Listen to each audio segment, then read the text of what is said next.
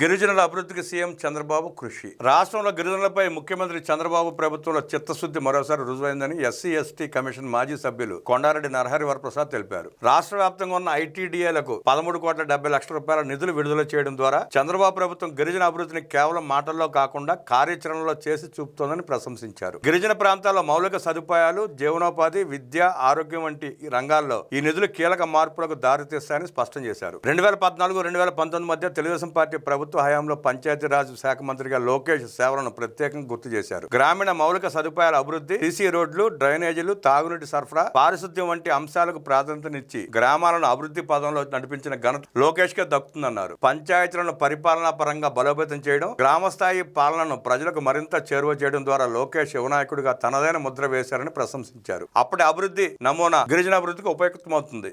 లోకేష్ యువ నాయకత్వంలో ముందు చూపుతో నిర్ణయాలు తీసుకుంటూ రాష్ట్ర అభివృద్ధికి దిశానిర్దేశం చేస్తున్న తీరును అభినందించారు. అదే సమయంలో గత జగన్ రెడ్డి పాలనలో గిరిజనులకు జరిగిన అన్యాయాన్ని రాష్ట్ర ప్రజలు మర్చిపోలేరని తీవ్ర విమర్శలు గుప్పించారు. గిరిజన సంక్షేమ పథకాలను రద్దు చేయడం, నిధులను తగ్గించడం, ఐటీడీఏ వ్యవస్థను నిర్వీర్యం చేయడం ద్వారా వైసీపీ ప్రభుత్వం గిరిజనులను తీవ్రంగా నష్టపరిచిందని మండిపడ్డారు. దీంతో గిరిజన సంక్షేమ అభివృద్ధి 20 సంవత్సరాలు వెనక్కి వెళ్లిందని తీవ్ర ఆగ్రహం వ్యక్తం చేశారు. గాడి తప్పిన గిరిజన అభివృద్ధిని తిరిగి గాడిలో పెడుతున్న లోకేష్ ను ప్రశంసించారు నరహరి.